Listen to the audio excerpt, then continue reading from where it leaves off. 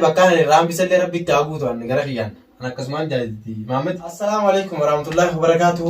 Akkam jirtan daawwattoota keenya qalbii gaarii baga jiraatan baga olmaana jiraanne akkumaan isinin jeesan kunoo Muhammadis dhufee leelloonis ajjirti. Alhamdulillah rabbil alamin gaa. السلام عليكم ورحمة الله وبركاته. كيف جمتوا دعوتوا خينيا جرت سنين جنة بك جرت نتي نجاي في رامن نسبة جرتوا. أيوة أنا خدين جرا قواني تيسير رات في جرتوا قوانا خيسلا سلامة دعوتوا تونتسي قاودا. أديك زين في الركضة دبينا ردي تنسيب توبيكم وان كان في بيقول لي ريدون نسيت ندي. يا وقت شيء وما قلت دعوتوا تكني باقي كم مدن سنجت شو بربادن. تك قام برادي مدي باقي كم مدن. تناجر تلاقي يا دبي دي ميت.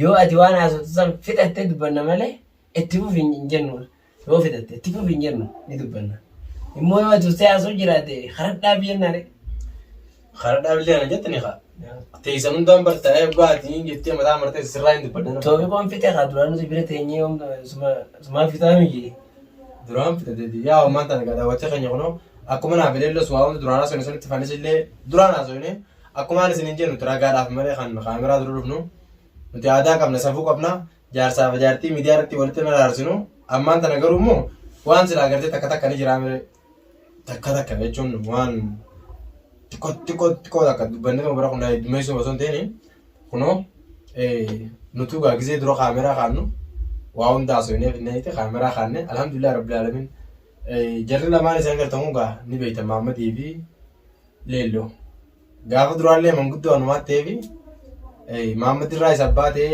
lolli irraa illee obboleessitee jidduu dhaabbachaa ture akkasumatti illee gaa wal fuudhanii alhamdulillah hanga irraa wajjin gaanii ammaan tana illee gaa kunoo wanni feete illee yoo dhufte ankaleessa obboleessa namaan jee har'aan tana simbiyo kun jooni kunoo gaa akkanan jagaa amma kiyya leelloos akkan fidee mana fidee waa hunda wajjin haasee waan silaasitti haasoo illee wajjin haasee naa hayyamtee an bultii diya keessa taa'uun hin fedhaa bultii diya gufachuun hin fedhaa akka ilmoo namaatti yoomiyyuu taanaan Muhammad dirqama kiyya naa baannaan anilleen mirgaaf dirqama kiyya adda baafadhee waa Muhammad dirqama Muhammad narra jirullee niin baaddaa akkasumatti Muhammad illee mirga kiyya naa gobaatti tanaachoonni biraa wanti takkaatti jirtu. Amma gaafina irraa qabdanii. Saniifuu an gara kiyyaan fidhadheetiin jira isillee fidhattee jirti. Atilleen gaa duraan haasofnee finne kaameraa duubatti tan agartee mee? Sanii miti waan dubbatamu qabu waan dubbadha. Reefu haasofnee finne kanaa miti. Waan isin lamaan bichaan dhageessanii namni biraa akkamiin dhagoo dhabaa miti. Maaliif jennaan wanta dila hojjetame waan dila isiin daleede san dhageeffadhu sirriitti. Dhaguutti hin jira. Alagaan ni raanfatti saayiban kiyyanii ni raanfata. Ni beekta waan saniis quba qabda viidiyoo laaluu jirta hundinuu bira jiraachuu qabdu nu bira hin jirtu dhugaadhaan nu bira hin jiru gaafsanii. Rakkoon irra goo jirtuu fi maal akka ta'e maaltu hojjetame waan jiru gaafa siifidhaa jiraatu amma ni jirtaa eega deebii bar namni maaltu ture gaafaan bakka tana hin jirre kana maaltu ture. Yee namoo if duuba ni fattasha if dura fattashuu waan hin dandeenyeef malee if duuba ni fattasha waan bira qotisan ni fattasha. Gumaan fedhee yoo. Amma saniifuu gaafiin ta'e waan hedduu isiin duraan irra dagaa turtisan yoo nanillee irra dabareef daawwattoota miti saayiboonni yoomti akka inni raanfataa jettee mire. Ni raanfataa alagaan ni raanfatti waan san. Gortee jirta amma kiyya bakka kanatti aan gochisa. Barreessa jira. Bu'oona nageeffatu. Feetullee aaroo liqimsite malee waan takka waan nagootu hin qabdooni. Sayaa Muhammad ati ilma namaatiif jiraata bultiin baabaa kiyya ni beektaa warri har'aan tana taa'ee harka siiroo guutuun isaanii. Yoo ati gartee bultii tana akkuma taphaa kana diidee wallaahi laazim tokko hasikina dhaabbatee mucaan kun sababaa keenya bultii tana dhabeeti mucaa kana ni fuusifnaa jee namni yaadu ni xiqqaata hambaa waa kiyya dhugaan sin jaa warri har'aan tana siif jirra abshir jabaadhu tana firraa akkana godhi sin joo kun sin baasu baabaa kiyya. Siif jiraa miti waan nama sammuu namaatiin deemu miti. Ayiwaa silaa sammuu namaatiin deemte namni maal naan jaan jettu bultii keessa maal naan jaan hin jirtu. Bultiin ta'e gaafa gartee miti gaafa toltees sumaafi lal gaafa toltees sumaa itti gammada gaafa si jalaa baddees sumaa itti gadda kan itti miidhamuufi kan irraa illee gammadu bultii ta'e tana si malee warri alaa fakkeenyaaf yeroo isin uffattanii gabbaatan isin harkan malee mana keessatti akka isin itti jirtanii isin waa bira rabbi khaliq bichaa isin harka saniif tolliin manarraa gatee gara jaan laal tollummaan hundinuu mana tolchaniiti ala ba'an malee namni fiifuu jaartiin isaa ala jirtu dubbii takkaallee haasa'eef hin danda'u. Akka seera aadaa Oromoo keessatti namni jaartii hiikee manguddummaa namaaf hin dhaqu jaan. Ni isin haasa'u numa ta'a malee ni isin takkaas waan takkas murteessuu danda'u ni isin filatu ni isin filatamu. Baabaa kiyya waa'ee namaa namni maal nuun jaa itti dhiisi. Namni maal jaamee Bakka asirratti gaafiin qaba. Ayyee kana gaafadhu Fatima. Gaafiin hin qabu. Ilmi namaa tokko ifiin jiraata moo namaaf jiraata? Ifiif jiraata. Ifiif jiraata? Yaa. Akkuma amma siin jiru kana wanni bultiin tirata isaa hanganatti deemu jirtu. Yoo saayibban isaa dhaqi yaadatti mijaniin dhufee maamannaan lolu. Dhageeffadhu. Yoo naafni hanga amma duraan nagayaan baatii shanguutuu hojjechuu jira. Waan qaba sana. Tamaam. Eeguma naman taane saayibee fi eeguma haala qilleensaa eegalee bultiin tirata mabbatti. Yommuu nama wajjin hin jiraadhaa je awwanni si gara mataa nagaqqabe waan nagaraa jiraatan malee mucoti tokko biyya nama jira dalagannee hin jiran. Tamaam. Yoo ammoo arallee namni maal naan jaa je'ee bultii tana akka amma godhatu kana godhate naaf inni bultiin digatsaas fagoodha akkanatti zeellaan. Yommuu naaf dantaadhaa bultiin tun murameeniif danta jee harka araba keessatti ilmi namaa waliin galee wajjin jiraate. Maal mee namni maalumatti nama dalagataa'u. Tiimuutiin gara leelotanya fitattee. wanti nan irra san jedhe gaafadhu. Garaa qiyyaa miti maalayyaan namni nuu fakkeenyaaf ta garaa qiyyaa akkasuma dhiisaa hoo timan beeksifne madaan garaa qiyyaa keessa jirtu jechuudha. Anaan madaa'e namni madu'ini haa nama jiru malee abbaa madaa'e miti namni ijaan waan sana argee irraanfataan waan jiru irratti hin kaase. Isin hundinuu hanganuma waan dibata akka hin jirtu akkaan jedhi dubbiin heddummaatti afaan irratti ilka hin taane laal yoo haasawaa bulleesse hanga ganamaatti illee nama haasawee garuu immoo jirmaa fi dubbii yoo gabaabbatti tolti yaa baabaa kiyya. Tamam akka abbaan godhe taati baabaa kiyya naas irraa gabaabsaati kana keessatti hin tolni barbaadu nagee keessanii taa'ammaan duraa dabarte mee taa'ammaan duraa akka dabarteetti akkuma dabartanii dhiisaa ammoo ta dabartisan irraa waa barachuun ni jirti garuu san qabannee deemnee wagannee hallayyaa seenna. Si galtee rabbiin gartee bulchite san bultii takalee caaltu isiniif haa godhu.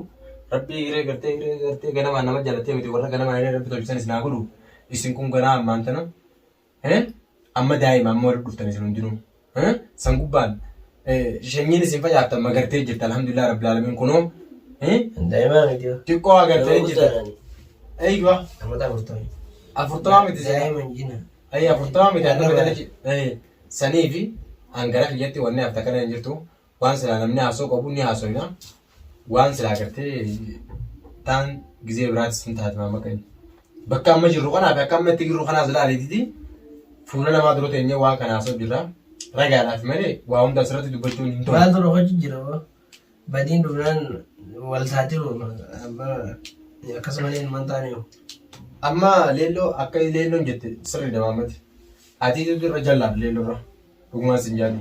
Si waan kana hunda namni fiitu jiru si dhibbaan dhibbatti. An badiisumatti muramanii leelloo badii qaban jiran. Badiisumatti muran badiisi murooti maan kasaaras gargaaramanii ani irra saayiba kiyya jee irra sii kutee irra dibaan booddee nama dhiba sin jaan. Akkanaa jee onnan jiru. Saayibboonni keetis ni kijiban baabaa kiyya. Saayilaan namni waa lamaan si dhufnaan baabaa kiyya if duban deebin. Namni gaafa bultii teessee hoggane gaafa ammaas gartee dalagaa ta'eetiin si dhufe namni dalagaa ta'eetiin naasii beekaa guyyaa fedha guyyaa fedhaaf riskiidhaa beekadhu dalagaan sun yoo sun dalagattee malee jiraattu bultiin tunis akkasi baaba. Namni mana kee keessatti atumaatitu gartee miti irra daanyaadha malee mana kee keessa gartee ala haasofni alaa mana kee keessa yoo ol seene waan badaa malee wanni tolaan jirtu. Ifi tasaanii oguffachaa jirti ta'ee kan gowwa. Ifi tasaanii ogaan amma qote irra wal mareedaniiti yaa bareedutti akkam goona ilaa filaameen tasaanii wal mareedaniiti gaafa atileetii shaayidaan si dhuganii boosun jaartiidha tun akkanaas hin jaan laal kanan dhageen baabaa kiyya namni maal naan jaan dhageen sammuu namaatiin hin deemu sammuu namaatiin ni deemta waan keessa kiyya fideen hin deema keessa isin tun haala mana keetii maamatti isin tun baati shanin gaafa gartee isin tun gaafa osoo gartee isin garaan qabna isa gartee jirta baba har'a isin tun silaatee osoo sammuun teessee addee jaartiin tiyya tun amala duraan hin qabne kana guyyaa keessaa isaa fidattee yaadu qabda. An abbaan feetan na jaaladha abbaan feetan na jibba. Ani kaniin siin jiru womaan duraan siin jiru. Yeelloo irratti amala duraan hin agarre garuu eegeesiin garaa godhattee booda amala kana irratti arge amalli kun yookaan guyyaa keessaa ta'a. Ilmoon garaa jirtuunis akka nama hoggooti maammati. Bara walii hubachuu dadhabne malee nuti waa wal dhaga'uu dadhabneerra. Laa wal beeyna malee waliif hin beeynu. Bakka takkitti na dhaabbadhu laalimee maammati. Isin tuna halee jaalala gaarii waliin dabarsaa turtan. Laalimee wanni kun eegaluuf yeroo ammaa sababaa kiyya. Sanuu jettee irraa kan ka'e akka tasaa waan gartee miti duratti lafa jiru wanna duraan cufne gartee miti kitaaba duraan cufame banneetuma sanumaaf gartee san guddifnee as geenye. Dubbii yoo abbaan guddisee sinuma guddatti yoo abbaan xiqqeessee sinuma xiqqaatti saniifuu faayidaa nu qabdu. Laal gaaraa qabdi. Gaafa isin garaa hin qabne isin beekta. Arrammoo garaa qabdi irra murteessuu hin dandeenyu. Wanni garaa jiru akka nama godhuu hin deessi. Hangana olii hubachuu dadhabnaa waaqayyo. Haadha mana keetitti. Anarra fakkeenyaaf isintiitu gartee yeroo waliin jaboo anammaan booda isin biraa kee deema. Isinumaatu gartee ullaa wajjin rafa. Jaartee jechuun akkana baabaa kiyya. Waan haadhaa fi abbaa isii biratti hin taane siif taati baabaa kiyya. Waan obboleessi duratti hin taane siif taati. Hangana achi akkam sii taate reetu obboleessa kiyya waan takka dhiisi gaa. Mee baafadhu ayyeeffadhu. Wali xaraarama layyaa fi qaysiidha. Namni tokko badii hojjete nama yoo fi beeke qofa. Akka nama tokkotti Yoo namni tokko badii fitti hin beeke yookaan baduun hin xiyye hin jiin teeti yoon majee araaramne kan jirre fudhadhu. bara malee loos gartee hanga silaa badii silaa fudhattee bara. Ammoo irra guddaa namni badii balleessi. Badii guddoo namni seene si gartee badii guddoo namni seene namni dubbii tana fuudhee asii ganda keessaas baasee badii guddoo akkaan itti seeneen hin beekanis dhimma kiyya wallaalu. Sanni beektaa miti. Isii dura kun. Seename akka seenee baalu laala. Eeguma wanta kun dhuftee hoo. Ekibarraa asee galee bara. Sandi isa kaasa sun seentee mi jettee gartee kana kan dhiisi hamamatti isin tun dola natti waan gadi beeknatti baabaa kiyya.